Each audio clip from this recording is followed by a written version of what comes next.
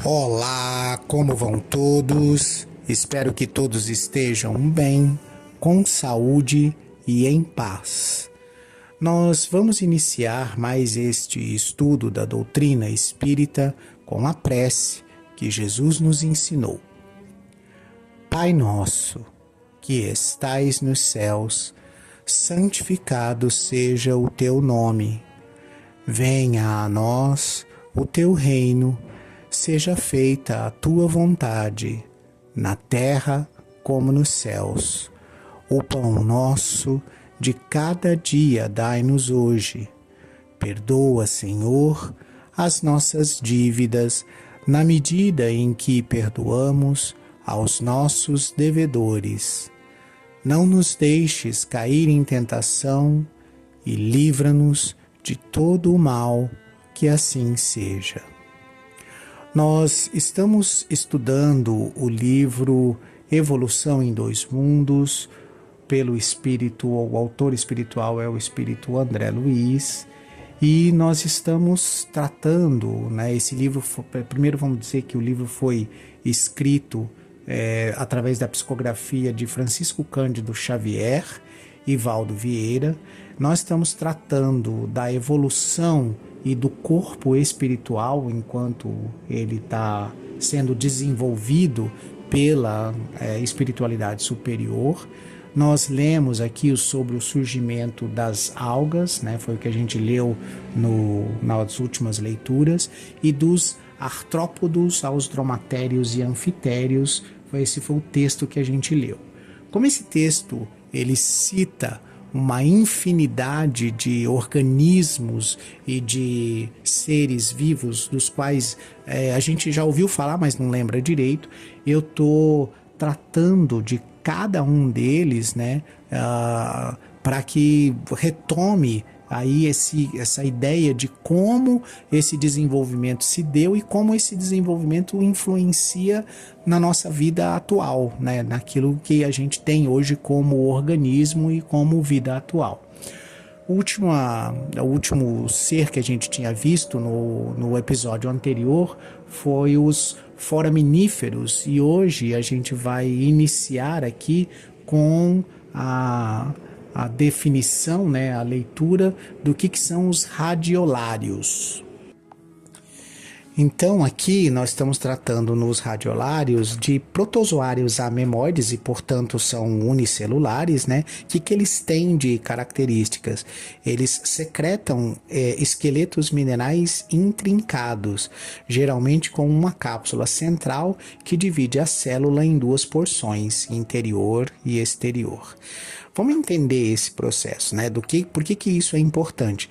Aqui nós estamos pegando lá os primeiros rascunhos, os primeiros mapinhas ali cromossômicos para desenvolver o esqueleto interno. Então esses radiolários, por isso que ele fala de secreta, eles ao absorver os minérios do meio ambiente através da alimentação, ele se utiliza desses minérios para a formação de esqueletos minerais. E por que ele chama de intrincados? Lembra daquela formação que a gente discutiu no episódio anterior, que acontece nas plantas, que a partir de um determinado momento elas começam a formar, as plantas começam a formar a partir do caule, formar os sistemas, vamos dizer assim, vasculares na forma dos galhos, lembram-se disso?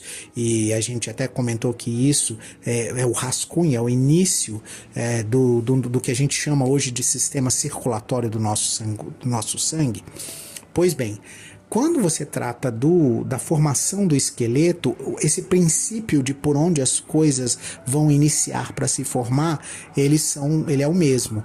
Então você passa a ter o desenvolvimento de um tronco e a partir desse tronco você começa a desenvolver os ramos, só que agora mais sólido, não para tratar do fluxo de líquidos, como era o caso anterior, né? Mas para você tratar de uma construção sólida de um esqueleto que vai passar da sustentação a essa célula. Lembrando que isso está começando em uma célula, que é uma célula, um organismo unicelular, para depois ser multiplicado em todas as células de um organismo e virar dentro de um organismo mais complexo, que é o organismo dos animais e dos homens, esse sistema do nosso esqueleto, da nossa estrutura óssea. Depois o André cita ali que esse processo aconteceu ali nos terrenos silurianos, né? Siluriano é o terceiro período da era paleozoica e nós estamos tratando ali mais ou menos aí de uns 440 milhões de anos atrás, né? Aproximadamente esse período, né? E é nesse período, dentro desse processo, que esses radiolários, os foraminíferos e os cefalópodes estão acontecendo, eles estão sendo estruturados aí por praticamente 50, 60 milhões de anos de desenvolvimento disso, né? E lembrando vocês, né, que quando a gente fala há 2.000 anos só tem 3 zeros, quando a gente fala em milhões de anos, nós estamos falando de 6 zeros, né? Então precisa ter isso em mente. Então, quando você fala 400 milhões de anos, né, é o 400 e mais 6 zeros na frente, né? Então, é por isso que tem que estar com isso bem gravado aí na mente para ter noção de há quanto tempo nós estamos desenvolvendo, né? A espiritualidade superior vem desenvolvendo esses organismos que hoje a gente conhece, mas que formam a base do desenvolvimento do nosso organismo. Depois disso, o André Luiz cita que o princípio espiritual, ele atingiu ali, né, os espongiários, né? O que é um espongiário? O espongiário já é um animal, ele é invertebrado de vida aquática, mas ele já é um animal vivendo vida aquática, né? E ele tem a característica principal dele, é por isso que o André Luiz está citando, né? Os espongiários ainda não possuem órgãos, ainda não possuem nervos nem músculos, mas o que eles têm? Tem um esqueleto interno, né? Que é o mesmo tipo de esqueleto que a gente tem, que é o esqueleto por dentro do corpo. Então aqui já estou desenvolvendo nos espongiários de vida aquática, eu já estou desenvolvendo o endoesqueleto, né, que é o esqueleto por dentro do organismo, para chegar naquilo que a gente precisa, né, no que nós conhecemos como nosso corpo físico, né. Esse espongiário também está ali nessa era paleozoica que a gente descreveu há pouco. Depois o André Luiz, ele cita os selenterados, né? O que eles têm de interessante para esse desenvolvimento? Os selenterados, eles têm uma estrutura gastrovascular. Então eles têm um único orifício, né? Por esse orifício eles ingerem alimento e por esse mesmo orifício eles excretam, né? Jogam fora aquilo que não foi utilizado na digestão. Esse sistema gastrovascular, ele obtém energia a partir da digestão e expele o excremento, aquilo que não foi usado na digestão. De novo, nós estamos num organismo que é unicelular, mas esse unicelular tem uma estrutura gastrovascular, ou seja, que faz digestão e que absorve do externo e excreta para o externo aquilo que vai precisar para viver e aquilo que não vai precisar para viver é excretado, né? E, de novo, nós estamos lá atrás, milhões, centenas de milhões de anos atrás, começando a desenvolver em um organismo a capacidade de digestão. Percebem que são organismos diferentes, cada organismo unicelular, mas cada organismo sendo especializado no desenvolvimento de uma função. um no sistema circulatório para a circulação do sangue, outro no sistema gástrico para digerir alimentos, outro na construção de endoesqueletos, de esqueletos internos, outros sendo desenvolvidos mais desenvolvidos na região dos sistemas nervoso, outros sendo desenvolvidos na capacidade de filtragem, como é o caso dos rins. É como se todo esse laboratório fosse acontecendo ao mesmo tempo para o desenvolvimento desse princípio espiritual e inteligente em vários campos diferentes, para depois você juntar essa aquisição de capacidade desse princípio inteligente para colocar todas essas capacidades em um único organismo, um organismo vegetal ou um organismo animal. Depois o André Luiz cita os equinodermos, né? E aqui eu vou citar um equinodermo conhecido, que muita gente já viu ele, né? Que é a estrela do mar, né? Ela é um equinoderma, né? Por que eu estou citando isso? Porque esses animais, eles já desenvolvem esse endoesqueleto, que é o esqueleto interno, mas se você observar uma estrela do mar, o que você consegue observar? Cabeça, braço e pernas, né? Ou seja, você já vê o quinteto do que será um dia um corpo físico com 4 membros e uma cabeça, que lembra que quando a gente tratou ali, a gente falou a respeito dos polvos, das lulas, você tinha uma cabeça lidando com diversos membros, e então você estava desenvolvendo um sistema de controle, vamos chamar assim, de diversos membros.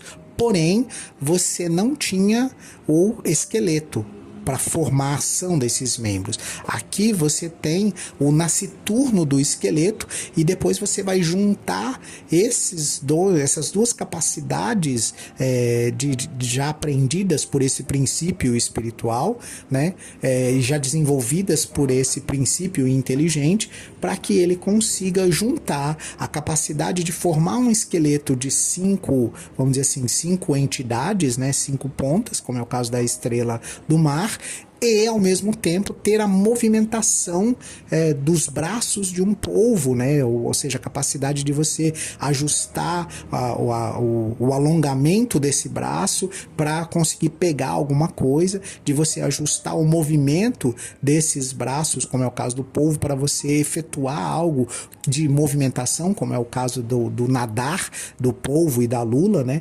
Então esse conjunto de informações lá na frente, ele vai ser juntado num único organismo, formando então esse desenvolvimento que é o endoesqueleto, o esqueleto dentro do organismo, e mais a capacidade de lidar com membros diversos para obter aquilo que você quer, no caso o alimento, a sua defesa e a sua locomoção. Numa outra frente de desenvolvimento, né, você tem, além dos equinodermos, né, que eu citei ali, a estrela do mar, você tem os crustáceos, que são coisas como, por exemplo, camarões, né, e ostras e esse tipo de coisa, né. Normalmente são invertebrados, ou seja, eles não possuem uma coluna vertebral, por isso invertebrados, nem um crânio, mas eles possuem um esqueleto externo rígido, que é esse exoesqueleto. Qual que é a característica desses crustáceos?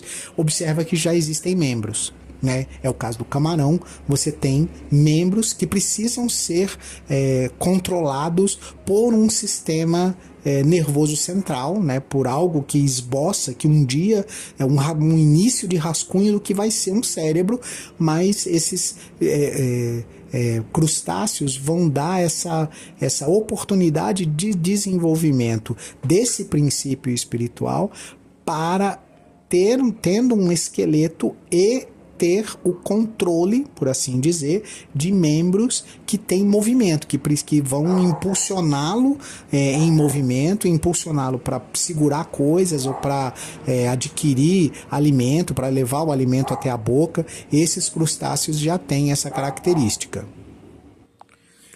Então, é durante esse desenvolvimento aqui dos equinodermos e dos crustáceos que durante milênios você vai também aprimorando ali, né, dentro de todos esses, vamos chamar assim, diversos animais diferentes e diversos seres vegetais e animais diferentes que você vai desenvolvendo tudo que a gente conhece hoje, mas aí são milênios de trabalho, né? São milhões de anos de trabalho dentro desse processo e você vai desenvolvendo então sistema vascular, sistema nervoso, né? Você vai caminhar na direção de, aí o André Luiz dá um novo termo para a gente esclarecer para vocês, ganoides. Os ganoides já são uma ordem de peixes, né? E por que o André Luiz está citando os ganoides? Porque aqui você já tem, é só você pegar uma espinha de peixe que você já vai entender, você já tem uma coluna vertebral, você já tem a formação de um esqueleto naquela situação de galhos partindo de um tronco, como era lá quando a gente falou das árvores, né?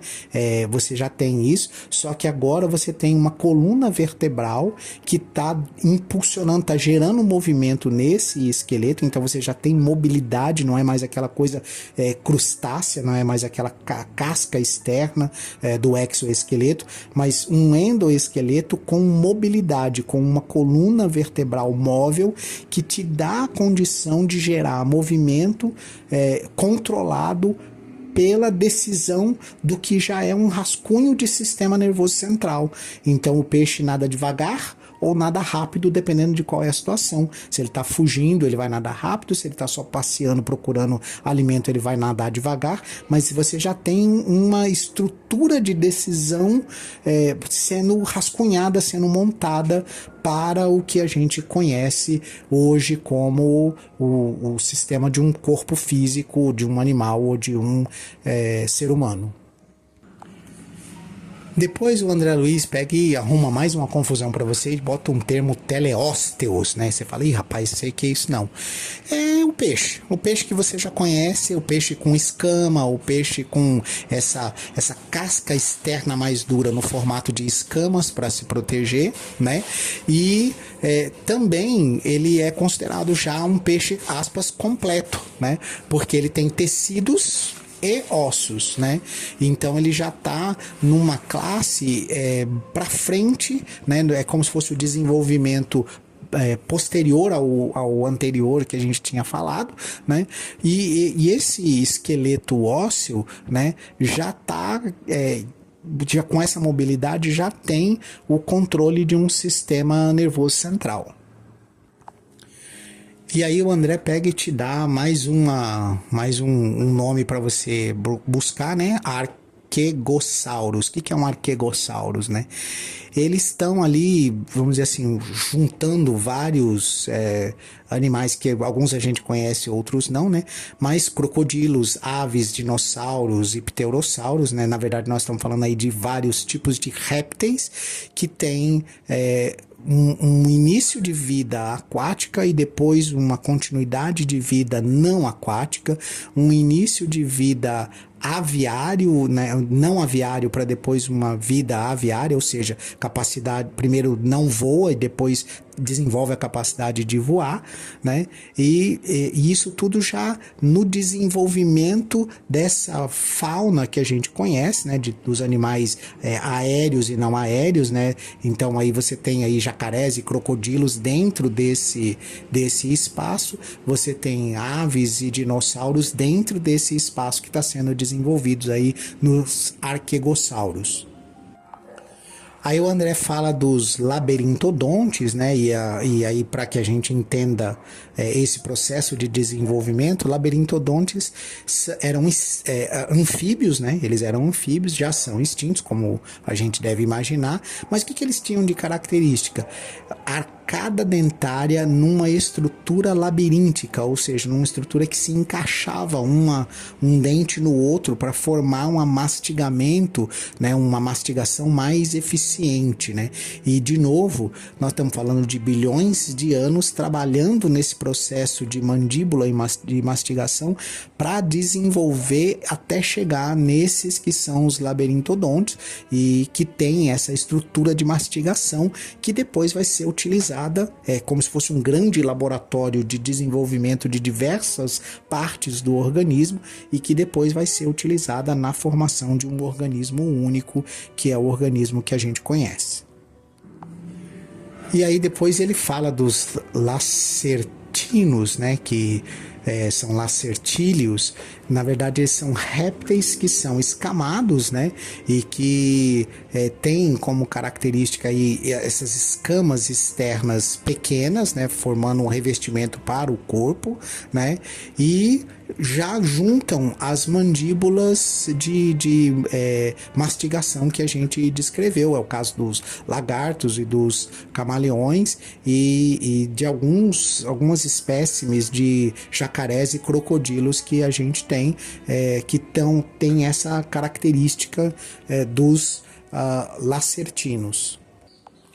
Tudo isso vai acontecendo ao longo dos milhões de anos, né? A gente já está aqui próximo do período Jurássico, né? Que é o período aí que a gente vê no Jurassic Park, aí desses grandes mamíferos e essa coisa toda, mas você já está chegando nos primeiros mamíferos, né? Na questão do desenvolvimento, da gestação, né? Porque até os répteis, você está sempre falando de botar um ovo para que nasça o próximo ser, né?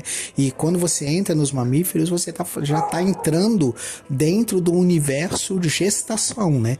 De você ter esse organismo sendo desenvolvido e criado dentro de um outro organismo, né? Que é esse período de gestação que a gente tem o conhecimento hoje. E isso tudo acontecendo durante muitos milhões de anos para que isso se desenvolva e aconteça, né? E é só aqui, quando você chega dentro desses, vamos dizer assim, desse reino dos mamíferos, né, é que você tem, vamos dizer assim, registro de que você consegue perceber alguma coisa entre instinto e inteligência, né? Então é aqui que você vai ver, por exemplo, os répteis, né? Os mamíferos e os carnívoros principalmente, formando grupos para gerar uma estratégia de caça, cercando a caça com vários deles para que façam o ataque ao mesmo tempo e simultaneamente. Então você já começa a ter essa formação, vamos chamar assim, algo de reação psicológica superior, no sentido de que o grupo trabalha melhor do que o indivíduo isolado, o grupo caça melhor e tem melhor resultado do que o indivíduo isolado. Essas reações psicológicas já estão aparecendo num nível superior comparado com os animais anteriores. Então, no grande laboratório de desenvolvimento do que um dia será a nossa psique, esses primeiros mamíferos já estão demonstrando ali essa necessidade de sociedade, essa necessidade de agrupamento para a obtenção de melhores resultados. Eu vou parando por aqui. A gente conseguiu, graças ao esforço de vocês aí, viajar por todo esse conteúdo que o André colocou, e aí no próximo episódio a gente retoma a leitura, né? Porque essa foi uma explicação que eu achei que precisava gastar um pouquinho de tempo para vocês compreenderem tudo o que está descrito nesses poucos parágrafos que o André Luiz colocou, todo o esforço da espiritualidade para atingir esse desenvolvimento que nós temos hoje, e quantos milhões de anos foram necessários para que isso acontecesse, e com quanto investimento das potências e da engenharia espiritual para que isso acontecesse no desenvolvimento de um organismo. A intenção é que a gente aprenda a valorizar muito mais do que a gente valoriza esse organismo que a gente tem. E quanto de tempo e trabalho e dedicação foi necessário para desenvolver isso que a gente chama de corpo físico e que a gente utiliza a cada reencarnação. Eu me despeço de vocês com a prece que Jesus nos ensinou. Pai nosso, que estais nos céus, santificado seja o teu nome. Venha a nós o teu reino, seja feita a tua vontade, na terra como nos céus. O pão nosso de cada dia dai-nos hoje. Perdoa, Senhor, as nossas dívidas, na medida em que perdoamos aos nossos devedores. Não nos deixes cair em tentação. Livra-nos de todo o mal. Que assim seja.